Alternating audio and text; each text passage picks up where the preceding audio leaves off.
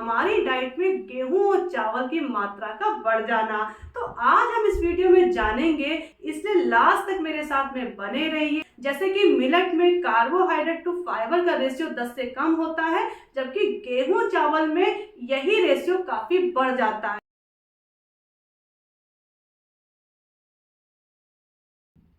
Hello friends, क्या आपके मन में भी ये सवाल उठता है कि गेहूं चावल के कंपैरिजन में मिलेट हमारे लिए क्यों ज्यादा बेनिफिशियल है? आज के समय में तो ज्यादा ही कुछ मिलेट मिलेट हो रहा है, जबकि गेहूं चावल तो हमारे देश में सालों से खाए जा रहे हैं। अगर मैं आपकी जानकारी के लिए याद दिला दूं या बता दूं कि मिलेट हमारे देश में बहुत पहले उगाए जाते थे और खाए जाते थे, लेकिन जैसे ही हरित क्रांति आई तो गेहूं और चावल का उत्पादन बढ़ गया, जिससे कि उसका कंजप्शन भी बढ़ गया, जिसकी जिसकी वजह से हमारे देश में यानी कि वर्ल्ड वाइड भी क्रॉनिक डिजीज का खतरा बढ़ता जा रहा है, जैसे कि obesity, thyroid, blood pressure, diabetes. ये सब दिक्कतें आज के समय में आपने भी देखा होगा, लोगों को बहुत कम उम्र में बहुत ज्यादा हो रही हैं। ये सभी वजह है हमारी डाइट में गेहूं और चावल की मात्रा का बढ़ जाना। तो आज हम इस वीडियो में जानेंगे कि गेहूं और चावल के कंपैरिजन में मिलेट हमारे लिए क्यों ज्यादा बेनिफिशियल, उनमें ऐसा क्या है कि वो हमको हेल्दी रखने में भी हेल्प करते हैं। और साथ में एक डाटा शीट के द्वारा ये भी जानेंगे कि गेहूं चावल और मिलेट के न्यूट्रिएंट में क्या डिफरेंस है। इसलिए लास्ट तक मेरे साथ में बने रहिए, जिससे कि सही जानकारी आप तक पहुंचे। और अगर अभी तक आपने चैनल सब्सक्राइब नहीं किया है तो चैनल सब्सक्राइब कर दीजिए, बेल आइकन भी प्रेस कर दीजिए, जिससे कि आप और हम ऐसे ही जुड़े रहें और आप तक मेरे वीडियोस का नोटिफिकेशन पहुंचता रहे। मिलेट को न्यूट्रिएंट्स का पावर हाउस क्यों कहा जाता है? जैसे कि मैंने अपने पिछले वीडियोस में बताया है, इसमें अच्छी मात्रा में विटामिन्स होते हैं, मिनरल्स होते हैं, एंटीऑक्सीडेंट्स होते हैं, इनका नेचर भी अल्कलाइन होता है, पूरी तरह से ग्लूटेन फ्री होते हैं और ग्लाइसेमिक इंडेक्स भी इनका कम होता है। इनमें अच्छी मात्रा में न्यूट्रिएंट्स होते हैं, इसलिए हम कई सारी बीमारियों से लड़ने में हमको सहायता प्रदान करते हैं। वहीं अगर गेहूं चावल की बात करें तो उसको उगाने से लेकर हमारे तक पहुंचने तक जो न्यूट्रिएंट होते हैं वो कई बार नष्ट हो जाते हैं, फाइबर की मात्रा भी कम हो जाती है, जिसकी वजह से वो कहीं ना कहीं हमको नुकसान पहुंचाते हैं। इनका जीआई भी काफी हाई होता है, इनमें ग्लूटेन भी होता है और कार्बोहाइड्रेट की मात्रा भी इनमें अधिक होती है। जैसे कि मिलेट में कार्बोहाइड्रेट टू फाइबर का रेशियो 10 से कम होता है, जबकि गेहूं चावल में यही रेशियो काफी बढ़ जाता है। इसलिए कई तरह की लाइफस्टाइल से जुड़ी हुई बीमारियां, क्रॉनिक डिजीज हमको होने लगती हैं और हम कहीं ना कहीं अनहेल्दी हो जाते हैं। मिलेट में फाइबर अच्छी मात्रा में होता है, ये ग्लूटेन फ्री होते हैं, इसलिए ये हमारे गट को हेल्दी रखते हैं, हमारे डाइजेस्टिव सिस्टम को सपोर्ट करते हैं। वही जिनको सीलिएक डिजीज है वो आराम से अपनी डाइट में मिलेट को ऐड कर सकते हैं, मिलेट को खा सकते हैं। वहीं गेहूं चावल की अगर बात करें तो इनमें फाइबर की मात्रा बहुत कम होती है, ये इनमें ग्लूटेन भी होता है, जिस वजह से हमारा गट भी हेल्दी नहीं रहता है, डाइजेस्टिव सिस्टम हमारा गड़बड़ हो जाता है और जिनको सीलिएक डिजीज है वो गेहूं चावल नहीं खा सकते हैं। इसलिए अपनी डाइट में मिलेट ऐड कीजिए और अपने आप को हेल्दी रखिए। मिलेट का ग्लाइसेमिक इंडेक्स भी कम होता है, इसलिए जिनको डायबिटीज की दिक्कत है, बीमारी है, वो मिलेट को खा सकते हैं, अपनी डाइट में ऐड कर सकते हैं। वहीं गेहूं चावल का ग्लाइसेमिक इंडेक्स काफी हाई होता है, इसलिए डायबिटिक पेशेंट इनको नहीं ले सकते हैं।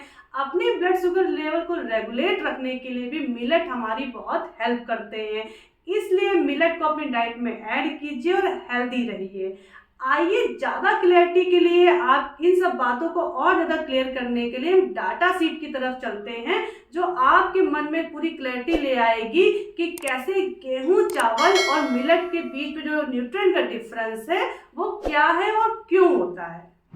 आइए स्टार्ट करते हैं सबसे पहले फाइबर से। 100 ग्राम व्हीट से हमको 1.2 ग्राम फाइबर मिल जाता है, वही चावल में तो इसकी मात्रा और कम हो जाती है, मात्र 0.2 ग्राम ही हमको इससे फाइबर मिलता है। वही अगर पॉजिटिव मिलेट में फाइबर की मात्रा बात करें तो 8 to 12.5 ग्राम तक हमको फाइबर मिल जाता है। आप समझ सकते हैं कि फाइबर के रेशियो में कितना डिफरेंस है गेहूं चावल और मिलेट के बीच में। अब बात आती है प्रोटीन की, तो 100 ग्राम व्हीट से हमको 11.8 ग्राम प्रोटीन मिल जाता है, चावल में प्रोटीन की मात्रा 6.89 ग्राम होती है।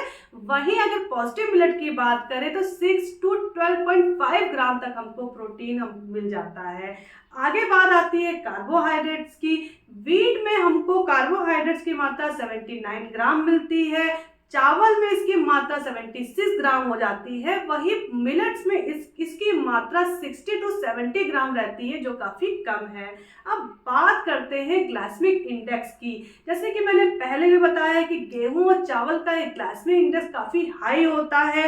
100 ग्राम वीट में हमको 54 तक ग्लाइसेमिक इंडेक्स होता है, वहीं चावल में 73 तक रहता है। वहीं अगर पॉजिटिव मिलेट्स की बात करें तो ये 48 to 60 80 तक रह जाता है। इसीलिए इसका ग्लाइसेमिक इंडेक्स अच्छा होता है और हमारी कई तरह की बीमारियां जैसे कि ब्लड शुगर लेवल को कंट्रोल में रखता है और डायबिटीज वाले पेशेंट्स के लिए भी फायदेमंद होता है। वहीं अगर हम आयरन की बात करें तो 100 ग्राम वीट से हमको मात्र 5.3 ग्राम आयरन मिलता है। 1 ग्राम तक हमको केवल आयरन मिलता है 100 ग्राम चावल से। वहीं अगर हम पॉजिटिव मिलेट की बात करें तो 100 ग्राम मिलेट से हमको 6 to 60.5 ग्राम तक आयरन मिल जाता है।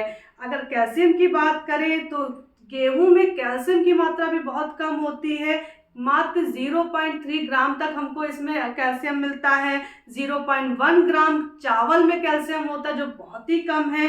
वहीं अगर हम पॉजिटिव मिलेट्स की बात करें तो 0.24 to 0.5 ग्राम तक हमको आयरन मिल जाता है 100 ग्राम पॉजिटिव मिलेट से। वहीं कार्बोहाइड्रेट टू फाइबर के रेशियो की बात करें तो 100 ग्राम वीट में हमको 63.5 तक कार्बोहाइड्रेट फाइबर का रेशियो है। वहीं चावल में तो ये 395 तक पहुंच जाता है, जो कि बहुत ही ज़्यादा माना जाता है। जबकि पॉजिटिव मिलेट्स में ये रेशियो काफ़ी कम होता है, 5.5 to 7.5, जो कि 10 से कम है और बहुत सारी बीमारियों को ठीक करने में हमारी हेल्प करता है। आशा करती हूँ कि अब कहीं ना कहीं थोड़ी बहुत क्लैरिटी आपको आ गई होगी कि गेहूं चावल के कंपैरिजन में मिलेट क्यों हमारे लिए ज़्यादा बेनिफिशियल है, क्यों हमको डाइट में ऐड करने चाहिए। अगर हम हेल्दी हैं तो हफ्ते में 2 से 3 बार आप मिलेट अपनी डाइट में ऐड कीजिए और हेल्दी रहिए। अगर किसी बीमारी को आप ठीक करना चाहते हैं, रिवर्स करना चाहते हैं, तो अमली बना के और सेट प्रोटोकॉल के थ्रू मिलेट को जरूर खाइए, तीनों टाइम खाइए, जिससे कि आपकी वो बीमारी ठीक हो पाए। आशा करती हूँ कि हमेशा की तरह जो जानकारी आपके साथ में शेयर की है वो आपके लिए हेल्पफुल होगी। कहीं ना कहीं मिलेट के प्रति जो अभी तक कंफ्यूजन था आपके अंदर वो भी कम हो गया होगा और आपके लिए वीडियो भी कहीं ना कहीं इंफॉर्मेटिव रहा होगा। तो मेरे वीडियो को लाइक करना बिल्कुल भी ना भूलिए, चैनल को सब्सक्राइब कीजिए और बेल आइकन भी प्रेस कर दीजिए, जिससे कि आने वाले ज़बरदस्त वीडियोस का नोटिफिकेशन आपको मिलता रहे, आप और हम ऐसे ही जुड़े रहें। तो मिलते हैं ऐसे ही एक और ज़बरदस्त वीडियो के साथ में, तब तक आप और हम मिलकर ग्रो करते हैं।